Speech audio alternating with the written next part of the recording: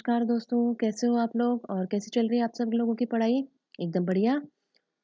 आशा करती हूँ ऐसे ही बढ़िया चले और आगे काफ़ी सारे पेपर आ रहे हैं तो उन सब के लिए आपको बेस्ट ऑफ लक और बिना समय गँवाए जैसा कि आपको पता ही है मेरा टॉपिक ज़्यादा से ज़्यादा 15-20 मिनट मैक्सिमम आधा घंटे के होते हैं तो बिना समय गँवाए हम अपने टॉपिक की तरफ चलते हैं। लास्ट हमने हर्षवर्धन पढ़ा था, ठीक है? और संगम काल के बारे में पढ़ा था जिसमें चेल, चोल और पांड्य रह गए थे, तो उनको आज हम कंप्लीट करते हैं। संगम काल व्यापार वाणिज्य पढ़ेंगे, फिर चालुक्य और पल्लव संघर्ष के बारे में हम पढ़ेंगे, ठीक है? तो चलिए अपने टॉपिक की तरफ बढ़ते हैं। हाँ, एक चीज़ और आपसे बोलना चाहूँगी, मुझे पता है आज नहीं कल आपका सपोर्ट मुझे ज़रूर मिलेगा, तो प्लीज़ ज़्यादा से ज़्यादा मेरे चैनल को लाइक करें, शेयर करें, सब्सक्राइब करें। ज़्यादा से ज़्यादा वीडियो को पूरा देखिए, मात्र 15-20 मिनट की वीडियो है, जिसमें आपको पूरा कंटेंट एक जो आप मोटी-मोटी फीस दे के पूरा करते हैं, वो मैं आपको फ्री ऑफ कॉस्ट पढ़ा रही हूँ। तो आप इसको पूरा देखिए ना वीडियो को, 15-20 मिनट नहीं दे सकते आप वीडियो के लिए। है ना? तो और ये आपके लिए ही है सारे, ठीक है? तो आप ज़्यादा से ज़्यादा सपोर्ट करेंगे तो मैं डेली वीडियो डाल पाऊँगी। तो प्लीज़ समझिए और ज़्यादा से ज़्यादा अपना सपोर्ट प्रदान करें। तो चलिए टॉपिक की तरफ बढ़ते हैं। चैर वंश। चेर वंश की बात करें तो दक्षिण भारत का प्राचीनतम वंश है। तमिल साहित्य में सर्वाधिक उल्लेख जो हमें मिलता है चेर वंश का ही मिलता है। अभी हमने जो लास्ट संगम काल पढ़ा था, ठीक है? संगम जैसा कि मैंने आपको बताया चेर, चोर और पांड्य तीनों संगम काल से संबंधित है, ठीक है? तो तमिल साहित्य में सबसे ज्यादा अगर उल्लेख किसी वंश का मिलता है तो वो कौन सा वंश है? चेर वंश। ऐत्रेय ब्राह्मण एवं महाभारत में चेर वंश का उल्लेख मिलता है, ठीक है? तो आपसे पूछा जाएगा महाभारत में और ऐत्रेय ब्राह्मण में चेर वंश का उल्लेख मिलता है। तमिल साहित्य और अभिलेखों में इन्हें केरल पुत्र कहा गया है। प्रसिद्ध शासक की बात करें तो चेर वंश में जो है उदयन जेलर, इन्होंने विशाल पाकशाला का निर्माण कराया था, मतलब एक रसोई, ठीक है? उसका निर्माण कराया था और महाभारत के योद्धाओं को भोजन किया था। मतलब आप देख लीजिए कितने प्राचीन होंगे। महाभारत में जो युद्ध करने वाले जो योद्धा थे उनको अपने आप निमंत्रण दिया था भोजन के लिए और भोजन करवाया था, ठीक है? तो आप इससे अंदाजा लगा सकते हैं कि सबसे प्राचीनतम वंश रहा होगा। बाद में दूसरे राजा हैं नैदुन या नैदुन जेलियर। इनके बारे में कहा जाता है कि ये यवन बंदर व्यापारियों को बंदी बना लिया था एवं उनको मुक्त कराने के बदले में बड़ी मात्रा में धन वसूल किया था, ठीक है? तो पहले तो इन्होंने बंदी बना लिया, फिर बोला कि पहले मेरे इतनी रकम रखो फिर छोड़ूंगा, ठीक है? तो बड़ी मात्रा में धन वसूल किया था। क्वेश्चन नहीं बनता है, एक जानकारी दी गई है, ठीक है? शेन गुटुवन की बात करें तो प्रसिद्ध शासक था, इसे लार्ड चेर या भला चेर कहा जाता है। ये क्वेश्चन बनता है कि लार्ड चेर कौन से शासक को कहा जाता है। चार ऑप्शन दे देंगे, नेदुन जेलर, ओदियन जेलर, शेन गुटुवन। तो आपको आंसर क्या लगाना है? शेन गुटुवन, ठीक है? उसके बाद में चेरों की राजधानी वांची या वांची कुरूर है और प्रतीक हो जाएगा धनुष। मेन आपसे यही पूछा जाता है, चेर चोर और जो पांडे हैं इनकी राजधानी पूछी जाती है या फिर इनके प्रतीक चिन्ह के बारे में पूछा जाता है या फिर जो मैं आपको बता रही हूँ ये इंपॉर्टेंट है, उनको आप थोड़ा सा देख लेना, ठीक है? तो ये हो गया आपका चेर, ज्यादा नहीं है, छोटा सा टॉपिक है, ठीक है? हम बात करेंगे चोल।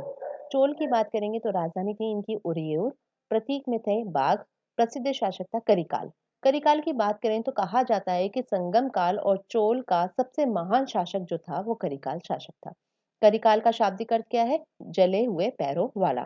अष्टाध्यायी में चोल वंश का उल्लेख मिलता है, तो ध्यान रखना है आपको, महाभारत और ऐत्रेय ब्राह्मण में तो चेर और अष्टाध्यायी में आपका चोल वंश। ये थोड़े से क्वेश्चन बन सकते हैं इसमें से, ठीक। हम बात करें पांड्य वंश की। पांड्य वंश की बात करें तो राजधानी हो जाएगी मदुरै और प्रतीक हो जाएगा आपका मछली, ठीक है? मैग्नेथिस बताता है कि पांड्य राज्य का उल्लेख करता है और उससे बोलता है कि ये माबर देश था। माबर देश मोतियों के व्यापार के लिए प्रसिद्ध था और मैग्नेथिस के अनुसार माबर देश के हैराट की पुत्री का शासन था। इसने राम जाने क्या ही समझा क्या, ना तो इसको कोई लैंग्वेज का ध्यान था ना उसको कुछ समझ में आया, इसको जो अपने दिमाग में समझ में आया इसने वो अपनी किताब में छाप दिया, ठीक है? तो आप इसको बस याद कर लेना, क्यों बोला क्या बोला इसके पीछे कोई तथ्य नहीं है, ठीक है? इसके जो समझ में आया इसने वो अपनी किताब में छाप दिया। उसके बाद में बात करेंगे संगमकालीन व्यापार वाणिज्य। व्यापार वाणिज्य की बात करें तो व्यापार वाणिज्य अच्छी अवस्था में था, ठीक है? क्यों अच्छी अवस्था में था? क्योंकि रोम साम्राज्य के साथ हमें व्यापार मिल हुआ है। कैसे पता चला कि रोम साम्राज्य के साथ व्यापार होता था? क्योंकि रोमन सिक्के मिले हैं। कहाँ से मिले हैं भाई? अरिकामेडु पांडिचेरी से मिले हैं। तो ध्यान रखना, अरिकामेडु एक बंदरगाह था जहाँ से हमें रोम सिक्के मिलते हैं, जिससे पता चलता है कि हमारा व्यापार किसके साथ था? रोम साम्राज्य के साथ हमारा व्यापार था और इसलिए हमारा जो व्यापार वाणिज्य है संगम काल में वो काफी अच्छी अवस्था में था। उसके अलावा और कौन-कौन से बंदरगाह थे? टोंडी, मुशिरी, उरेयूर, बंदर, अरिकामेडु, पुरहार और शालियोर, कुछ और बंदरगाह हमें यहाँ पे मिलते हैं, प्रमुख बंदरगाह। क्या क्या वस्तु आयात होती थी और क्या निर्यात की जाती थी। आयात हम क्या मंगाते थे, सोना चांदी, घोड़े, शराब, कांच, जवाहरात वगैरह ये हम मंगाते थे। भेजते क्या थे, सूती वस्त्र, भारतीय मसाले जिसमें स्पेशली आपकी काली मिर्च, लकड़ी और कछुए जो है ये हम निर्यात करते थे। तो ये हो गया आपका संगम काल कंप्लीट। ठीक है, हमने पहले जो है हमने 3 संगम का जो सम्मेलन हुआ उनके बारे में पढ़ा, कौन-कौन सी बुक्स थी उनके बारे में पढ़ा। फिर आज हमने उसको कंप्लीट किया है चेर, चोल, पांड्य जो ये वंश थे उनके बारे में, इनकी राजधानियां ध्यान रखनी है, इनके प्रतीक चिन्ह ध्यान रखने हैं। व्यापार वाणिज्य रोम के साथ था, अच्छी व्यवस्था में था, क्या आयात होता था, क्या निर्यात होता था, ये हो गया आपका संगम काल कंप्लीट। उसके बाद में अब हम पढ़ेंगे चालुक्य पल्लव संघर्ष। चालुक्य पल्लव संघर्ष की बात करेंगे तो सबसे पहले हम चालुक्य के बारे में पढ़ेंगे। चालुक्य 3 जगह के हो जाएंगे, वातापी के चालुक्य, कल्याणी के चालुक्य और वेंगी के चालुक्य। ठीक है, वातापी के चालुक्य के संस्थापक थे जयसिंह, कल्याणी के थे तेलप सेकंड और वेंगी के थे विष्णुवर्धन। ये विष्णुवर्धन जयसिंह का ही भाई है, छोटा भाई था। ठीक है, ये यहाँ से जाता है वेंगी और एक अपनी शाखा खोल लेता है। ठीक है, तो ये हो जाएंगे आपके चालुक्य। अब एक एक हम पढ़ेंगे वातापी या बादामी के चालुक्य। संस्थापक थे जयसिंह। ठीक है, दूसरा शासक था रणराग, ये गदा युद्ध में निपुण था ऐसा कहा जाता है इसके बारे में। ठीक है, पुलकेशिन प्रथम, कीर्तिवर्मन प्रथम वातापी का निर्माता बोला जाता है इसे। मंगलेश, इसके भतीजे पुलकेशिन सेकंड ने इसकी हत्या कर दी थी मंगलेश की। ठीक है, चाचा था ये पुलकेशिन सेकंड का। इसके बाद में नेक्स्ट आपको पता सेकंड आ जाएगा। मेन आपको यही राजा ध्यान रखना है इसमें। इसने पल्लव वंश के शासक महेंद्र वर्मन को पराजित किया और उसके साम्राज्य के उत्तरी भाग पर अधिकार कर लिया और अपने छोटे भाई विष्णु वर्मन को वहां का शासक बना दिया, जिन्हें वेंगी के चालुक्य कहा जाता है। बताया था मैंने आपको, छोटा भाई था विष्णु वर्मन। ठीक है, तो ये जो है इसने क्या किया था, महेंद्र वर्मन को पराजित किया था और उसका जो नॉर्थन पार्ट था उस पर उसने अधिकार कर लिया और अपने छोटे भाई को बोला कि तू यहाँ पे पंजाब राजा बन के बैठ जा। तो ये हो जाएगा वेंगी के चालुक्य कहलाएंगे ये यहाँ के शासक जो भी हैं। ठीक है, उसके बाद में हर्षवर्धन को ये पराजित किया इसने, किसने, पुलकेशिन सेकंड ने, एवं परमेश्वर की उपाधि धारण करी। अब हर्षवर्धन को पराजित किया इसने, इसकी जानकारी हमें कहाँ मिलती है, तो पुलकेशिन सेकंड और हर्षवर्धन की युद्ध की जानकारी हमें ऐहोल अभिलेख से मिलती है। और हेंगसांग भी बताता है कि ये बहुत शक्तिशाली शासक था पुलकेशिन सेकंड। आया हर्षवर्धन के टाइम पे था हेंगसांग, रहता हर्षवर्धन के राज्यकाल में था, संरक्षण उन्होंने दे रखा था, पर बड़ाई किसकी करता है कि शक्तिशाली किसको बताता है, पुलकेशिन सेकंड को बताता है। क्यों, क्योंकि कहीं ना कहीं उसको भी पता है, वो इनडायरेक्ट वे में बताता है कि हर्षवर्धन जो है पुलकेशिन सेकंड से हार चुका है। ठीक है, इसलिए ऐहोल अभिलेख की बात करें तो इसके जो लेखक है रवि कीर्ति इनके लेखक है। ब्राह्मी लिपि और संस्कृत भाषा में ये लिखा गया अभिलेख है और महाभारत के युद्ध का अभिलेख भी हमें इस अभिलेख में देखने को मिलता है। इस अभिलेख में रवि कीर्ति अपनी तुलना कालिदास और भारवी से करता है, मतलब बताता है कि मैं एक बहुत अच्छा कवि हूँ और देखो मेरी तुलना है, इस तरीके से की जा सकती है, खुद ही कर लेते हैं। ठीक है, उसके बाद में आ जाएंगे कीर्तिवर्मन सेकंड, इस वंश का अंतिम शासक था। दंती दुर्ग ने इसकी हत्या करके राजपूत वंश की स्थापना की। ठीक है, तो आपको ये ध्यान रखना है कि कीर्तिवर्मन लास्ट शासक था कि कहाँ का, वाताबी या बादामी का। ठीक है, और किसने, राजपूत जो राजा थे दंती दुर्ग, उन्होंने इसकी हत्या करके और राजपूत वंश की स्थापना कर दी। ठीक है, आगे हम त्रिपक्षीय संघर्ष पढ़ेंगे, उसके बारे में हम राजपूत आएंगे हम तब हम वहां पे इनको देखेंगे। ठीक है, फिर उसके बाद में आ जाएंगे आपके कल्याणी के चालुक्य। कल्याणी के चालुक्य की बात करें तो संस्थापक मैंने आपको पहले बता दिया, तेलप सेकंड संस्थापक था। साहित्य में से कृष्ण का अवतार बताया गया है। विक्रमादित्य चतुर्थ की बात करेंगे, इनके बारे में आपको ध्यान रखना है, इनके दरबार में थे विल्हण, जैसे कल्हण है रास्ता रंगने वाले, वैसे ही विल्हण है, इन्होंने लिखी है विक्रमादेव चरित्र। ठीक है, और मेघातिथि इनके दरबार में थे, जिन्होंने मनुस्मृति पर टीका लिखी जिसका नाम क्या है, मिताक्षरा। तो ये ध्यान रखना है, मिताक्षरा जो है किस, मेघातिथि किसके दरबार में थे, विक्रमादित्य चतुर्थ के दरबार में थे। और विलण की किताब का नाम विक्रमादेव चरित्र है, नाम से पता चल रहा है किसके दरबार में हो जाएंगे, विक्रमादित्य चतुर्थ। ये चतुर्दित्य ये इनको थोड़ा सा ध्यान रखना है, तो ये चौथे नंबर का। ठीक है, उसके बाद में आ जाएगा सोमेश्वर थर्ड। सोमेश्वर थर्ड की बात करें तो ये एक विद्वान शासक था। मानसो उल्लास इनकी किताब का नाम है, जिसका किताब के अंदर का कंटेंट क्या है, क्या लिखा हुआ है इसके अंदर, किताब के अंदर, तो इस किताब के अंदर जो है शिल्प शास्त्र की किताब है ये, और इसमें भोजन पकाने की विधियों का भी जो है उल्लेख मिलता है हमें। तो ध्यान रखना, मानसो उल्लास की किताब का नाम है, सोमेश्वर थर्ड की किताब का नाम है, इंपॉर्टेंट है, आया हुआ क्वेश्चन है, इसलिए आपको ध्यान रखना है। फिर बीच में ये थोड़ा सा चालुक्यकालीन कला पल्लव अभी हम पढ़ेंगे, चालुक्यकालीन कला के बारे में पढ़ लेते हैं। वातापी और बादामी के जो चालुक्य थे उन्होंने शिवालय और गुफा बनाई थी। ठीक है, एहोल 70 मंदिर बने हैं, जिसमें मैगुती जैन मंदिर, लाडखा माँ दुर्गा का मंदिर ये फेमस है। पटकल, ये पटकल के जो मंदिर हैं 10 मंदिर इंपॉर्टेंट हैं, जिसमें 4 नागर शैली के हैं और 6 द्रविड़ शैली के हैं। नागर शैली की बात करें तो पापनाथ जो है ये प्रसिद्ध मंदिर है यहाँ का, और द्रविड़ शैली की बात करें तो विरूपाक्ष और संगमेश्वर जो है प्रसिद्ध मंदिरों के कुछ उदाहरण है यहाँ पे। ठीक है, मेगुती जैन मंदिर का निर्माण रवि कीर्ति ने करवाया है। इंपॉर्टेंट है, एक बार ये क्वेश्चन आया हुआ भी है तो आपको ध्यान रखना है इसका। पटकल के मंदिरों का निर्माण विक्रमादित्य सेकंड की पत्नी महादेवी ने करवाया है। ठीक है, चीनी यात्री हेंगसांग के अनुसार चालुक्य शासक शिक्षा के व्यसनी थे। ऐसा बोला जाता है कि ये शिक्षा के बारे में मतलब बिल्कुल एक होता है ना, हैबिट होती है लोगों की, आदत बन जाती है, तो नशा हो जाता है चीजों का। तो इनको उस चीज किसका नशा था? शिक्षा का। आपको भी यही चीजें करनी है, आपको भी नशा किसका बनाना? अपनी पढ़ाई का, अपने लक्ष्य का, अपने जो भी आपने टारगेट फिक्स कर रखा उसका। जब आप इसको अपनी आदत बना लोगे ना, तो आप वीडियो भी पूरे देखोगे और मेरे चैनल को सब्सक्राइब भी करोगे। ठीक है, तो चलिए आगे बढ़ते हैं।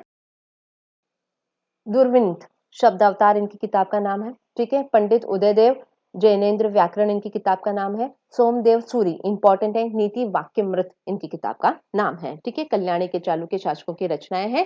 ठीक है, तो ये आपको थोड़ा सा ध्यान रखना है। अब आ जाओ पल्लव। पल्लव की बात करें तो पल्लव शब्द की उत्पत्ति पान से हुई है। पान मतलब बोले तो पत्ता। ठीक है, पल्लव शब्द भारद्वाज गोत्रीय ब्राह्मण थे। कौन से थे? भारद्वाज गोत्रीय। और अभिलेखों में इन्हें क्षत्रिय बताया गया है। सिंह वर्मा या सिंह वर्मन इसके संस्थापक कहे जाते हैं। ठीक है, बाद में आता है विष्णुगुप्त। कहा जाता है हरिशेन की प्रयाग प्रशस्ति के अनुसार समुद्रगुप्त ने विष्णुगुप्त को पराजित किया था। बस इतना ही ध्यान रखना है। ठीक है, सिंह विष्णु इंपॉर्टेंट है, आपसे पूछा जाएगा भारवी किसके दरबार में था? तो सिंह विष्णु के दरबार में था। भारवी की किताब का नाम क्या है? किरात अर्जुनी। तीनों क्वेश्चन कैसे भी आपसे पूछ सकते हैं। ठीक है, उसके बाद में आता है महेंद्र वर्मन। ठीक है, महेंद्र वर्मन शैली का जो संस्थापक है, प्रथम चरण का उन्होंने करने वाले यही थे। ठीक है, ये हम बाद में पढ़ेंगे। ठीक है, उसके बाद में पहले हम पढ़ते हैं इनके बारे में। एक तो इन्होंने उपाधि धारण की थी मत विलास। ठीक है, इसलिए इनकी किताब का नाम भी क्या है? मत विलास प्रहसन। बौद्ध भिक्षुकों और कपालिकों पर व्यंग कैसा गया है। ठीक है, बौद्ध भिक्षुओं में जो इन्होंने अपने जो लाइफ स्टाइल है उसमें जो इन्होंने मतलब आडंबरों को या फिर बिल्कुल ही सुख सुविधाओं को इन्होंने अपनी लाइफ में जो उतारा था, जो एक भिक्षुकों का जो रोल होता है उसको त्याग कर बिल्कुल शाही रूप से रहने लगे थे, उस पे एक व्यंग कसा है इन्होंने। और दूसरी किताब है इनकी भगवतुज दियम प्रहसन। ठीक है, विद्वान शासक था, तो आपको दोनों किताबें ध्यान रखनी है। महेंद्र वर्मन शैली का आरंभ करने वाले यही थे, महेंद्र वर्मन हो जाएंगे। बाद में आ जाएंगे नरसिंह वर्मन सेकंड। नरसिंह वर्मन सेकंड की बात करें तो इनकी उपाधि थी राज सिंह, और जो राजसिंह शैली कहलाती है इनकी जो जो कला है। ठीक है, और इस समय मंदिर स्थापत्य कला का तीसरा चरण स्थापित हुआ था। नंदी वर्मन सेकंड की बात करें तो इस समय जो कला है वो धीरे धीरे पतन की ओर अग्रसर होती है। अब पल्लव कालीन कला की बात करें, जो मेन आपका मेंस में आरएस मेंस में क्वेश्चन बनता है और फर्स्ट ग्रेड टीचर के लिए इंपॉर्टेंट है। ठीक है, द्रविड़ मंदिर स्थापत्य कला का आरंभ पल्लव वंश में हुआ था। तो आपको ध्यान रखना है कौन से वंश में द्रविड़ मंदिर स्थापत्य कला का आरंभ हुआ? तो पल्लव वंश में हुआ। इसका विकास 4 चरणों में होता है। पहला हो जाएगा महेंद्र वर्मन शैली। इस समय गुफाओं का निर्माण हुआ जिसे मंडप कहा जाता था, और 1 या 2 कक्ष के ही होते थे ये। ठीक है, ये हो जाएगी आपकी महेंद्र वर्मन शैली गुफाओं में। धीरे धीरे धीरे क्या हुआ, हमने गुफाओं को पत्थरों को काट करके एक रथ का शेप दिया, मतलब 3 या 4 कक्ष वाले मंदिर बनने लगे। महाबलीपुरम में रथ मंदिर मतलब पांडव मंदिर, सप्तगोड़ा आदि का निर्माण हुआ, और एक ही पत्थर को काट के बनाए गए मंदिर होते थे। इन मंदिरों की संख्या 8 होती थी, जिसमें मेन आ जाएंगे आपका युधिष्ठिर का मंदिर, सबसे सुंदर है। अर्जुन मंदिर, भीम, नकुल सहदेव मंदिर सबसे साधारण मंदिर हो जाएगा, सबसे छोटा है। गणेश मंदिर और पीपदारी मंदिर, ये कुछ मंदिर जो हैं आपके इंपॉर्टेंट है, ये ध्यान रखने हैं आपको रथ शैली के अंदर। ठीक है, बाद में आ जाएंगे नरसिंह वर्मन सेकंड, जिनको राजसिंह शैली बताया। इस समय जो है स्थापत्य कला का स्वर्णिम काल आ गया था। ठीक है, अब जो एक एक पत्थर को काट के तराश कर जो मंदिर बनाए जाते थे, अब उसकी जगह क्या हुआ, छोटे छोटे पत्थरों को जोड़कर मंदिर बनाए जाने लगा। ठीक है, महाबलीपुरम का तटीय मंदिर इस शैली का प्रथम मंदिर है, और कांची का कैलाश मंदिर, ये कुछ प्रसिद्ध मंदिर उदाहरण है किसके? नरसिंह वर्मन सेकंड शैली के। उसके बाद में आ जाएगा नंदी वर्मन सेकंड शैली। पल्लव मंदिर स्थापत्य कला का पतन हुआ। जैसे जैसे धीरे धीरे कला एक अपने चरमोत्कर्ष पर पहुंचती है, तो फिर उसके बाद में पीक के बाद में उतार जरूर होता है। तो वही पीक के बाद में जो उतार हुआ वो नंदी वर्मन शैली में हमें देखने को मिलता है। इस समय छोटे छोटे मंदिरों का निर्माण स्टार्ट हो गया था, हालांकि अलंकरण काफी ध्यान दिया गया था अलंकरण पे। ठीक है, प्रमुख मंदिर की बात करें तो वेंकुट पेरुमल और मुक्तेश्वर या मंगतेश्वर मंदिर मिलते हैं। पल्लव काल में अलवार और नयनार संतों में भक्ति आंदोलन का प्रारंभ किया गया। ठीक है, पल्लव शासकों ने शिक्षा के केंद्र का निर्माण कराया जिसे घटिका कहा जाता था। ठीक है, तो ध्यान रखना घटिका का मतलब क्या है, शिक्षा के के बाद में पल्लव शासकों ने 12वीं किरातार्जुनीयम जिनके लेखक है, ठीक है। उसके अलावा दंडिन दश कुमार चरित्र जिन्होंने किताब लिखी है, काव्य दर्श लिखी है, अवंती सुंदरी जैसे विद्वानों को इन्होंने पल्लव शासकों ने संरक्षण प्रदान किया था, 12वीं और दंडिन। और कांची उस समय शिक्षा का प्रमुख केंद्र था। ठीक है, तो आज जो है चालुक्य पल्लव संघर्ष हमने कंप्लीट किया है। बाकी अब ज्यादा नहीं बचा है हमारा प्राचीन। मैं सोच रही हूँ फटाफट से एक बार लाइव भी आके आपको इनका क्वेश्चन कराऊं। लाइव नहीं आ पाऊंगी तब भी मैं आपको दूंगी और आपको कमेंट बॉक्स में उसके आंसर लिख के देने होंगे।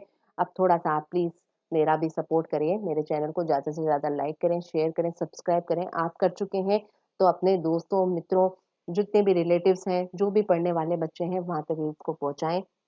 ठीक है? बहुत अच्छा कंटेंट है जो आपको बिल्कुल फ्री में उपलब्ध हो रहा है, तो इसका फ़ायदा उठाएँ और दूसरों को भी इसका मौका प्रदान करें। ठीक है? तो यही आशा के साथ आज का वीडियो समाप्त करती हूँ। धन्यवाद।